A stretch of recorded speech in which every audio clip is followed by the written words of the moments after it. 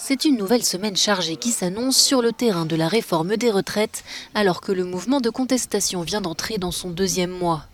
Des journées de grève et de manifestations sont prévues partout en France, jeudi et samedi, à l'appel de l'intersyndicale regroupant notamment la CGT, FO, FSU et Solidaires. Des organisations qui espèrent un regain de mobilisation après les fêtes de fin d'année. L'exécutif, pour sa part, assure être ouvert aux négociations. Mardi, le Premier ministre Édouard Philippe ouvrira une séance de discussion au ministère du Travail avec certains partenaires sociaux pour parler pénibilité et emploi des seniors. Jusqu'ici, les discussions sont restées quasi au point mort, même avec les syndicats favorables au système de retraite par points. La CFDT, par exemple, s'oppose fermement à l'instauration d'un âge pivot à 64 ans. Son secrétaire général, Laurent Berger, a ainsi proposé l'organisation d'une conférence de financement du système des retraites, distincte du projet de loi actuellement en préparation. Une main tendue que le gouvernement entend saisir.